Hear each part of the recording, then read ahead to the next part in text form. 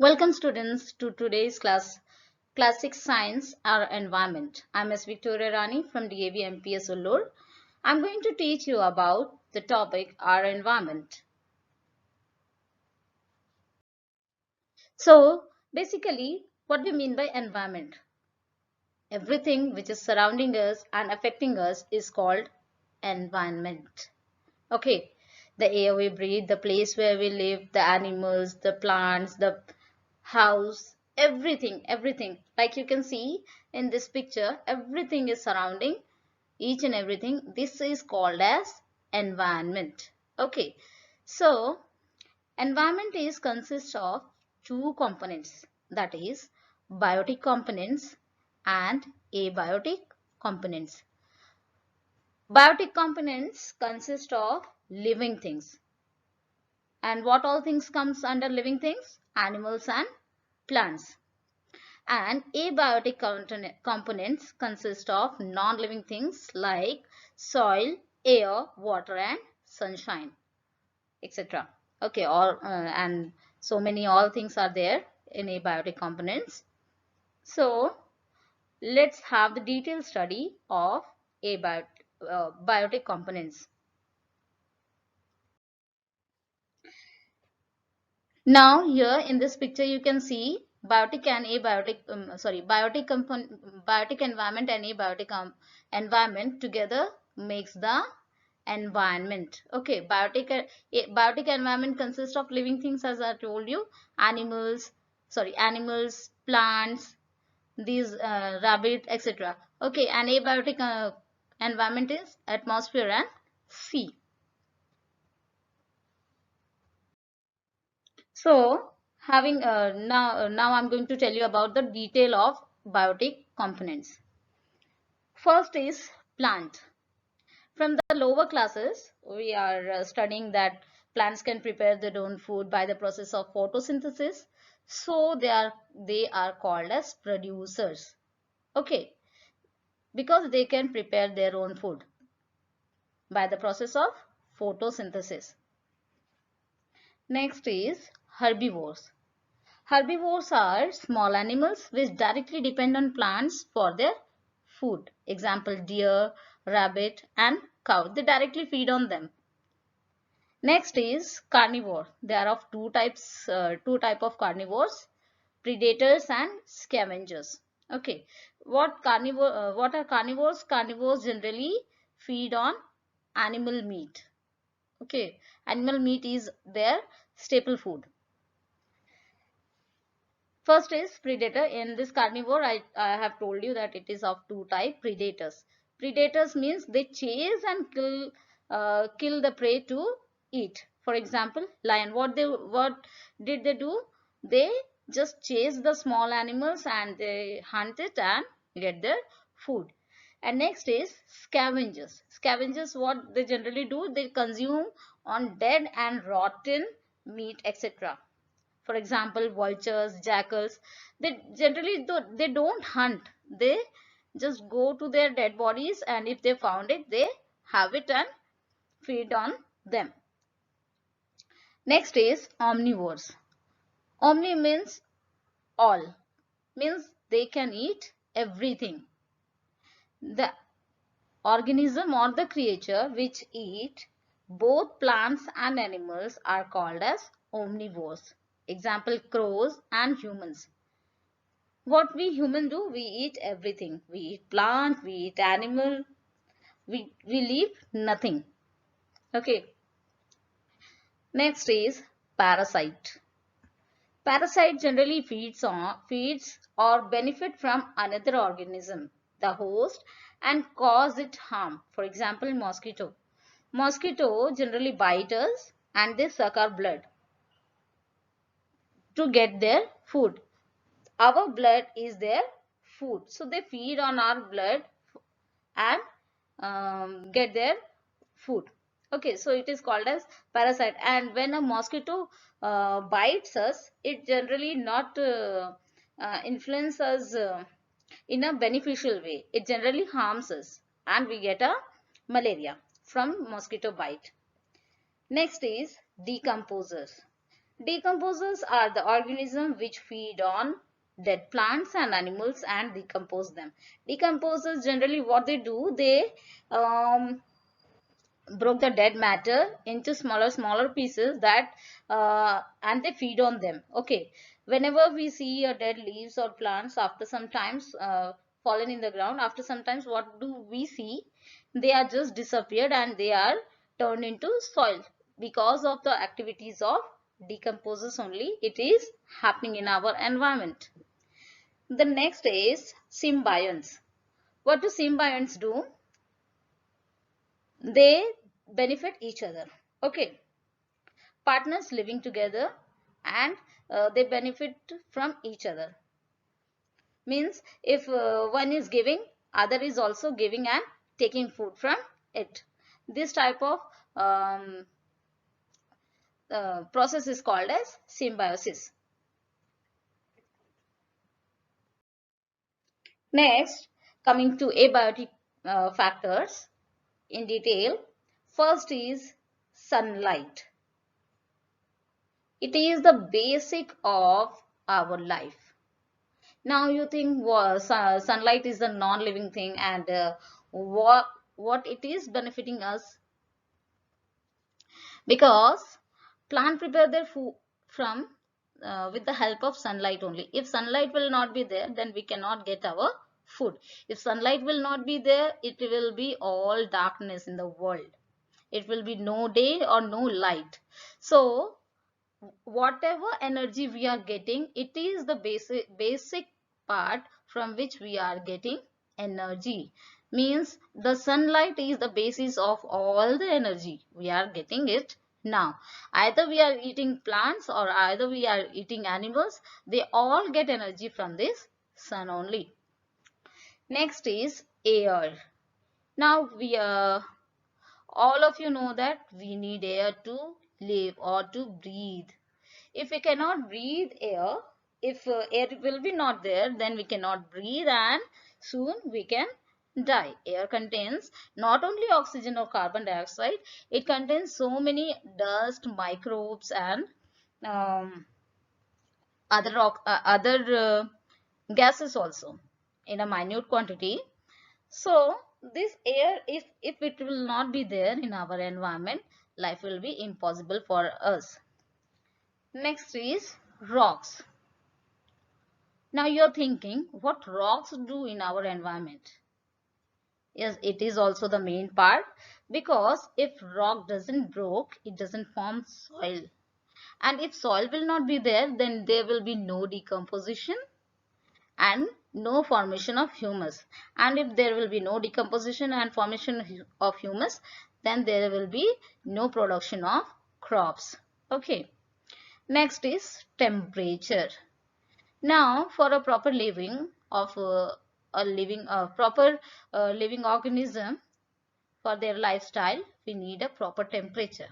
Okay, if temperature will be too high in our earth, the temperature is normal, that's why life is possible. But in other planets, you can see that there are too low or too high temperature. Because of that, life is not possible on other planet. But it is possible on earth because the temperature is normal and it enhances the life to develop. And the last thing is water. Now, water is also the main and significant thing in abiotic factors. Like if water will be not there, then everything will be dry and we will also not be not there, because plant needs sunlight and water both, sunlight, air and water both, for production of their food. If these all things will not be there, then we cannot then plant cannot produce their food and we will also be not getting our food to eat. And definitely if any of this component is not there in our environment, then there will be a disturbance in environment and it will be impossible for us to live. Next, as I told you about so many biotic components in which we have seen producers, producer, herbivores and carnivores. So this is a flow of energy. A food chain. Food chain is a sequence of organism in which each organism is the food of next member in the food chain. Means if we are the top carnivores or the omnivores, that's why we don't have any harm. But the small animals, which they are thinking that they are individual, they have their food, but they are the food of other animal. Now here we can see sun is giving us energy. Sun is giving the energy. Producers are consuming it to produce their food. They are plants. Producers are generally plants. Okay, don't get confused in them. Producers are getting getting sunlight as their as energy, and it is this energy went in herbivores when they consume this producers. Okay, next this energy went in carnivores because they are eating herbivores. Okay, and this energy is also transferred in top carnivores which have eaten these small carnivores. Means directly we are consuming energy from sun. Okay, for example, now here, for example, a sheep eats plant and sheep is eaten by the lion. Here we can see what sheep is eating. Sheep is eating a producer, so it is called as primary consumer.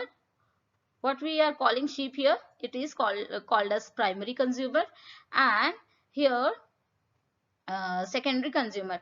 Lion is eating that sheep, so it is called as secondary consumer. And when they all dies, what they are getting composed, and they are getting decomposed, and they are eaten by decomposers. Okay, so next, the study of the place where we live is called as ecology.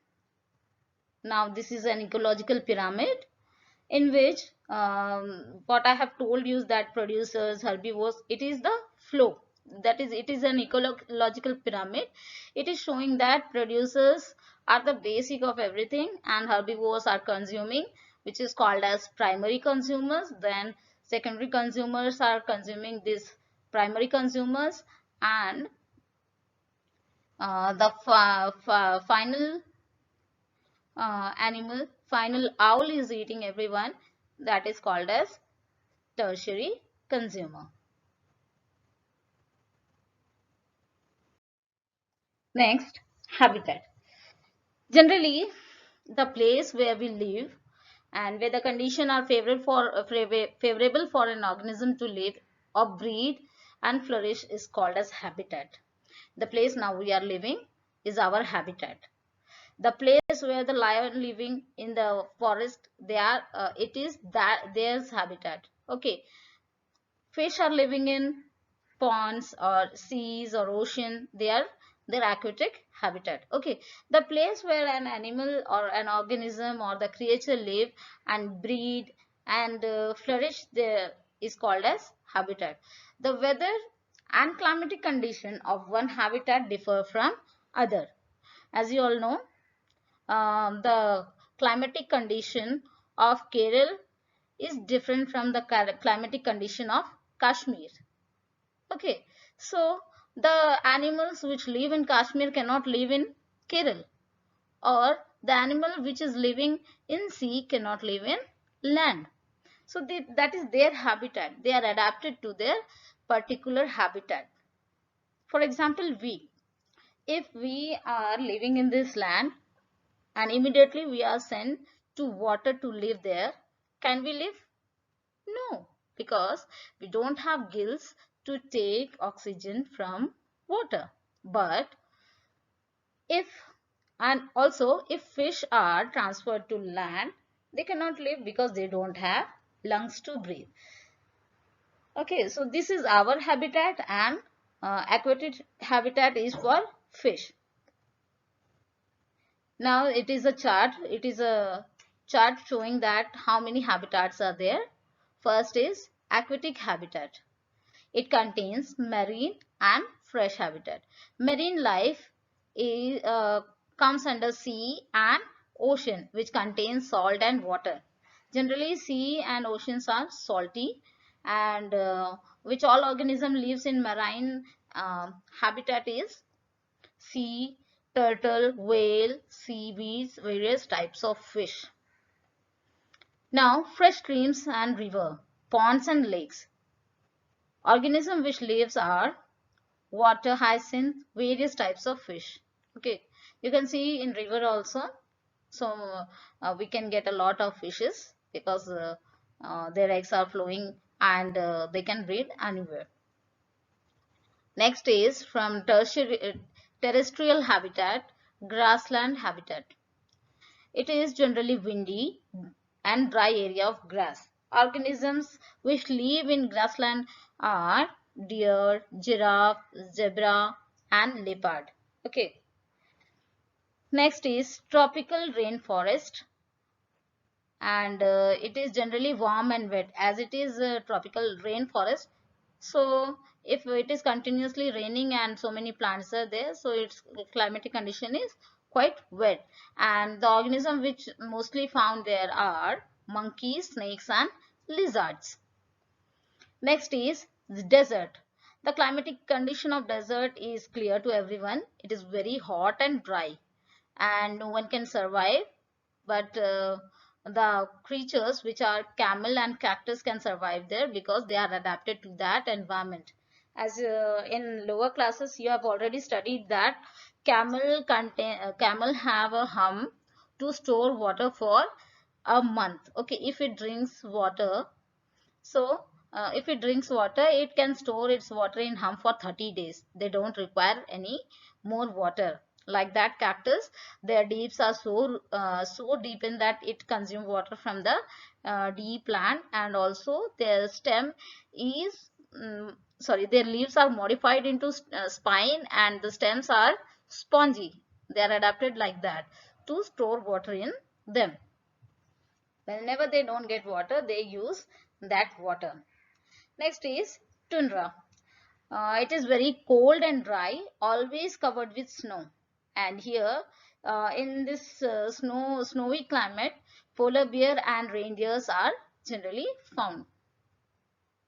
If lion will be sent to this tundra region, do you think it will survive?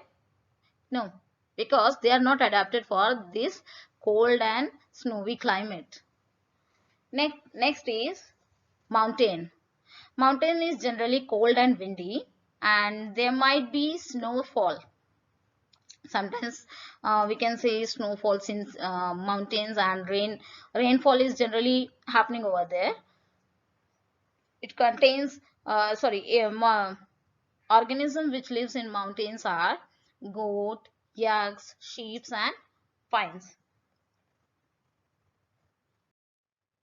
So this was the end of the chapter. In the next series, I'm going to tell you about the next chapter from class 6. Thank you.